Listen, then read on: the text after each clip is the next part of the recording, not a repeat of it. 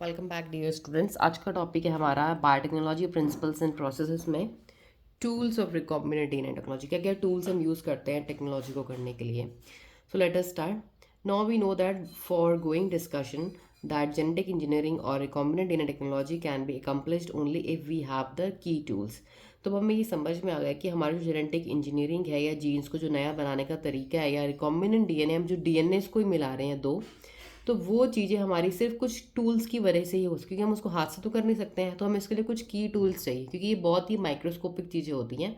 तो हमें उसके लिए कुछ टूल्स भी ऐसे चाहिए जो कि माइक्रोस्कोपिक होंगे। जैसे कि देखिए क्या है, हमें रेस्ट्रिक्शन एंजाइम चाहिए, पॉलीमरेज एंजाइम चाहिए, लाइगेजेस चाहिए, वेक्टर्स चाहिए और होस्ट ऑर्गेनिज्म चाहिए। रेस्ट्रिक्शन एंजाइम देखिए क्या करता है, ये कट करता है। पॉलीमरेज एंजाइम नए डीएनए को बनाने में हेल्प करता है। लाइगेज चिपकाने का काम करता है दो अलग अलग जेनेटिक मटेरियल्स को। वेक्टर्स क्या करते हैं, अपने अंदर कैरी करके उस नए जीन या डीएनए को किसी होस्ट ऑर्गेनिज्म के अंदर पहुंचाते हैं। और होस्ट ऑर्गेनिज्म तो हमें चाहिए कि जिसके ऊपर हम स्टडी करेंगे कि क्या चेंजेस आ रहे हैं। Let us try to understand some of these in detail. अब हम डिटेल में अंडरस्टैंड करते हैं। पहला है हमारा रेस्ट्रिक्शन एंजाइम्स। तो रेस्ट्रिक्शन एंजाइम देखते हैं क्या है। In the year 1963, the two enzymes responsible for restricting the growth of bacteriophage in Escherichia coli were isolated. तो 1963 की बात है, हमें दो एंजाइम्स मिले ऐसे जो कि क्या कर रहे थे, restricting the growth of bacteriophage. एक बैक्टीरिया के अंदर एक वायरस की ग्रोथ को रोक रहे थे। दो ऐसे एंजाइम जो कि क्या कर रहे थे, restricting the growth of bacteriophage. कौन है वायरस, कौन सा वायरस, इन्फेक्टिंग बैक्टीरिया। तो जो बैक्टीरियोफाज है वो एस्चेरिचिया कोलाई को अटैक कर रहा था और दो एंजाइम्स मिले जो कि इन बैक्टीरिया फाज की ग्रोथ को रोक रहे थे। One of this added methyl group to the DNA. कैसे रोक रहे थे, इनमें से एक एंजाइम क्या कर रहा था, मिथाइल ग्रुप ऐड कर रहा था डीएनए में, while the other cut DNA. दूसरा वाला क्या कर रहा था, डीएनए को ही कट कर दे रहा था। जो लेटर वाला जो डीएनए को कट कर रहा था, हमने इसको बोल दिया था, later was called as restriction endonuclease.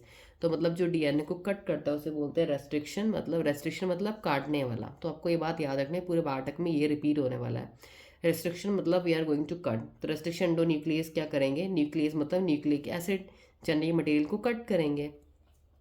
The first restriction endonuclease, जो हमारा सबसे पहला रेस्ट्रिक्शन एंडोन्यूक्लियस हमें मिला, उसका नाम था हिंद सेकंड। तो हिंद सेकंड हमारा फर्स्ट रेस्ट्रिक्शन एंडोन्यूक्लियस हमें मिला था enzyme, whose functioning depend on a specific DNA nucleotide sequence. जिसकी फंक्शनिंग जो थी वो डिपेंड कर रही थी कि कैसा डीएनए का सीक्वेंस है, न्यूक्लियोटाइड का सीक्वेंस कैसा है। Was isolated and characterized 5 years later. तो इसको मिलने के बाद 5 साल बाद करेक्टराइज्ड किया गया। It was found that Hind second always cut DNA molecules at particular points. तो हमें ये पता चला था कि जो हिंद सेकेंड है वो हमेशा डीएनए को पर्टिकुलर पॉइंट्स में काटता है। कैसे काटता है, by recognizing a specific sequence of 6 base pair. मतलब 1 2 3 4 5 6 बेस पेयर के सीक्वेंस को रिकॉग्नाइज करता है, 6 बेस पेयर्स के बाद कट लगाता है। और इस सीक्वेंस को हमने बोल दिया फिर रिकॉग्निशन सीक्वेंस। ये वो सीक्वेंस है, किसका रिकॉग्निशन सीक्वेंस है, हिंद सेकंड का।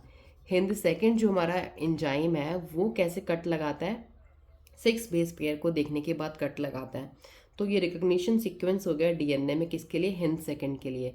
बिसाइड हिंद सेकंड के साथ साथ today we know more than 900 restriction enzyme. हमें करीब 900 रेस्ट्रिक्शन एंजाइम्स और पता है जो डीएनए को कट करते हैं अलग अलग जगह से।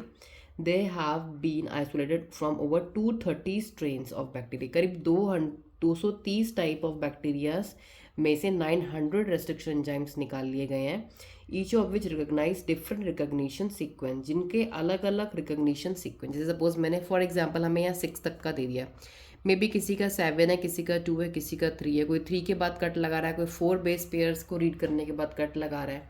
तो this is all the sequence और टाइप्स ऑफ बैक्टीरियाज के जो एंजाइम्स हैं, इनके टाइप्स हो गई है अलग अलग तरीके से वो कहाँ कहाँ कट लगा रहे हैं।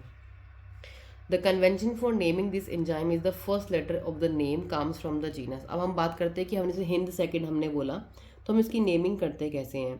तो जो नेमिंग करने का तरीका है वो क्या है, is the first letter of the name come from the genus. जो फर्स्ट लेटर नेम का होता है वो जीनस से आता है। And the second 2 letters come from the species of the prokaryotic cell.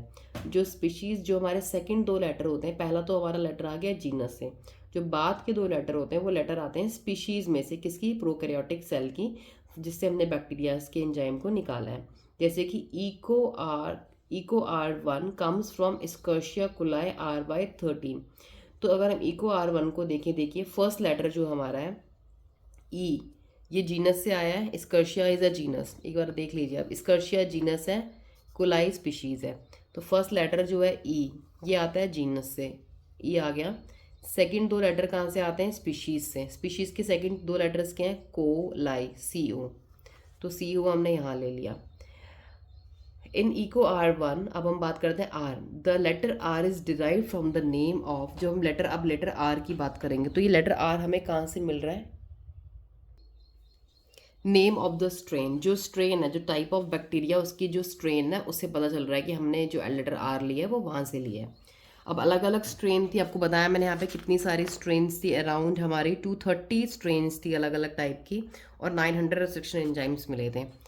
Roman numbers follow, जो रोमन नंबर हमने यहाँ पे पीछे लगाया है फर्स्ट करके, तो वो हमें रोमन नंबर क्या बताता है? रोमन नंबर जो हमारा होता है, Roman numbers following the names indicate the order in which the enzymes were isolated. तो इसमें हमें पता चलता है कि किस ऑर्डर में हमने एंजाइम को आइसोलेट करा है फ्रॉम दैट स्ट्रेन। फर्स्ट में करा है, पहले करा है, फिर दूसरे नंबर, तीसरे नंबर, फोर्थ, फिफ्थ। तो इस तरीके से जो हम रोमन नंबर्स लगा रहे हैं ऐसे, फर्स्ट, सेकेंड, थर्ड, तो वो हमारा सीक्वेंस हो गया डिस्कवरिंग का। Restriction enzymes belong to a larger class of enzymes called nucleases. तो जो हमारे रेस्ट्रिक्शन एंजाइम्स होते हैं ये बहुत बड़ी क्लास को बिलोंग करते हैं एंजाइम्स की, जिसको बोलते हैं न्यूक्लियेसेस। न्यूक्लियेसेस मतलब कि ये न्यूक्लिक एसिड पे काम करने वाले एंजाइम है, न्यूक्लिक में जेनेटिक मटेरियल के ऊपर काम करेंगे। ये हमारे टू काइंड्स के होते हैं। तो फर्स्ट हमारा होता है एक्सोन्यूक्लियेसेस, दूसरा होता है हमारा एंडोन्यूक्लियेसेस। एक्सोन्यूक्लियेसेस जो हमारे होते हैं enzyme, remove nucleotides from the ends of the DNA. ये क्या करते हैं कि जो डीएनए होता है उसके एंड से न्यूक्लियोटाइड्स मतलब बेस पेयर्स को उसके एंड से निकालते हैं। और वेरस जो एंडोन्यूक्लियेसेस होते हैं, ये they may cut at specific position within the DNA. तो जो एंडोन्यूक्लियस होते हैं, एक्सोन्यूक्लियस तो देखिए न्यूक्लियोटाइड्स को बाहर से निकालना, डीएनए के जो कट लगाएंगे वो बाहर से लगाएंगे, तो यहाँ के न्यूक्लियोटाइड्स निकालेंगे, यहाँ के बेस पेयर निकालेंगे। एंडोन्यूक्लियस जो होंगे वो make cut at specific position within the DNA, DNA के अंदर वो स्पेसिफिक पोजीशंस पे कट लगाएंगे, वो होंगे एंडो। एंडो मतलब अंदर से कट लगाएंगे, एक्सो मतलब बाहर से न्यूक्लियोटाइड्स या बेस पेयर्स को रिमूव करेंगे। Each restriction endonuclease functions by inspecting the length of DNA sequence. तो ये रेस्ट्रिक्शन एंजाइम कैसे कट लगा देते हैं? कट लगाने से पहले क्या करते हैं? इंस्पेक्शन करते हैं, पूरे डीएनए की लेंथ को इंस्पेक्ट करते हैं, पूरी स्टडी करते हैं। Once it find it specific recognition sequence, जब उन्हें अपना रिकग्निशन, अपना पहचान का सीक्वेंस मिल जाता है तो वो उस सीक्वेंस को बाइंड करते हैं and cut each of the 2 strands of the double helix, और उस 2 डीएनए के डबल हेलिक्स के स्ट्रैंड को वो कट कर देते हैं at specific points in their sugar phosphate backbone. DNA की जो बैकबोन होती है वहाँ पे कट कर देंगे, वहीं पे कट करने से अलग होंगे। Each restriction endonuclease recognizes a specific palindromic nucleotide sequence in the DNA. जो हमारे रेस्ट्रिक्शन एंडोन्यूक्लियस होते हैं वो एक क्या करते हैं, वो डीएनए में एक पैलिंड्रोमिक सीक्वेंस को पहचानते हैं, जहाँ पे उन्हें पैलिंड्रोमिक न्यूक्लियोटाइड सीक्वेंस मिलता है, जहाँ पे बेस पेयर का अरेंजमेंट जो होता है पैलिंड्रोम्स की फॉर्म में होता है, वहीं पे वो कट लगाते हैं। अब मैं आपको बताऊँगी पैलिंड्रोम्स ये होते क्या है। अब देखिए उससे पहले आप एक एग्जांपल देखिए, इसमें देखिए ये वेक्टर डीएनए है, ये फॉरेन, लेकिन उन्होंने फॉरेन डीएनए लिया और ये वेक्टर डीएनए लिया है, मतलब एक प्लाज्मिड है, इन दोनों को आपस में मिलाना है। तो क्या करेंगे, पहले तो हम इसको कट लगाएंगे। अब देखिए इन दोनों को कट लगा दिया, कट लगाने के बाद दोनों का एक एक साइड से बेस पेयर्स गायब हो गए। अब ये दोनों बेस पेयर्स को क्या कर दिया, ये दोनों बेस पेयर जो हमारे हैंग हो रहे हैं इनको बोलते हैं स्टिकी एंड्स। स्टिकी एंड्स जो होते हैं ये आपस में आराम से चिपक जाते हैं। अब यहाँ पे ये चिपक जाएंगे किसकी हेल्प से? डीएनए लाइगेस एंजाइम की हेल्प से। लाइगेस इनको चिपका देंगे। अब जो हमारा जो डीएनए बन के तैयार हुआ है रिकॉम्बिनेंट डीएनए, मतलब एक डीएनए कोई और, एक डीएनए कोई और, दोनों को मिला के क्या तैयार होता है? Recombinant DNA. ये वेक्टर डीएनए है, मतलब प्लाज्मिड है ये, जो हम बोलते हैं ना प्लाज्मिड डीएनए में हम फॉरेन डीएनए लगाते हैं, तो ये इस तरीके से लगाते हैं। तो एक्शन ऑफ रेस्ट्रिक्शन एंजाइम उन्होंने एक्सप्लेन कर रखा है कि how the enzyme cut both DNA strands at the same side.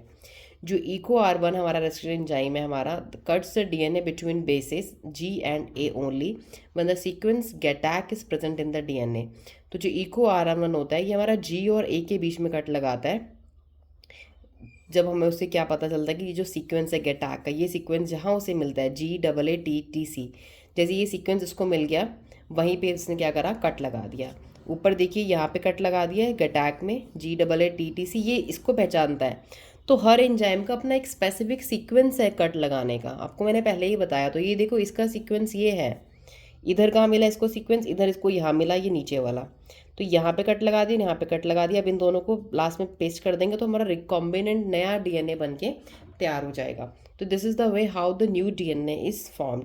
अब हम नेक्स्ट वीडियो में बात करेंगे पैलिंड्रोम्स क्या होते हैं, कैसे ये गटैक जो सीक्वेंस है ये कैसे एंजाइम्स को मिलता है और ये कहाँ होता है। So thank you and stay tuned for watching the video.